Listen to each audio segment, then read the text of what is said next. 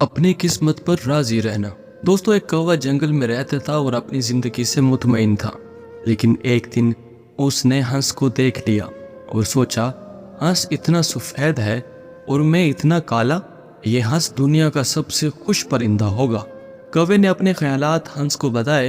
हंस ने कहा, असल में मुझे लगता था मैं सबसे ज्यादा खुश हूँ जब तक मैंने तोता नहीं देखा था। तोते के पास दो मुख्तलिफ रंग हैं। अब मैं सोचता हूँ तोता सबसे ज्यादा खुश होगा। कौवा तोते के पास पहुंचा। तोते ने कौवे को बताया, मैं बहुत खुश जिंदगी गुजार रहा था। फिर मैंने मोर देखा। मेरे पास तो सिर्फ दो रंग हैं, जबकि मोर के पास कई रंग हैं। कौवा मोर से मिलने चिड़ियाघर चला गया।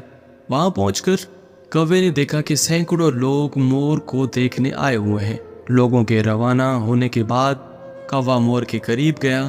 कौवे ने कहा, प्यारे मोर, तुम बहुत खूबसूरत हो। तुम्हें देखने रोजाना हजारों अफराद आते हैं।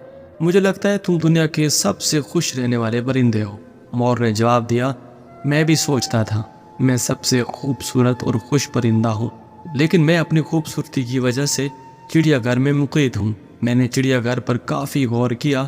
मुझे अंदाज़ा हुआ कि सिर्फ कौवा वो वाहिद परिंदा है जो चिड़ियाघर के किसी पिंजरे में कैद नहीं है।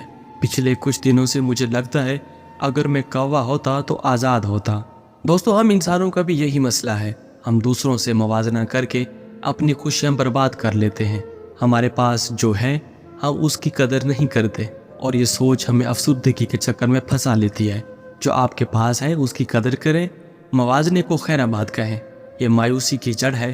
खुद भी खुश रहे और दूसरों को भी खुशियाँ बांटें। अल्लाह हाफिज़।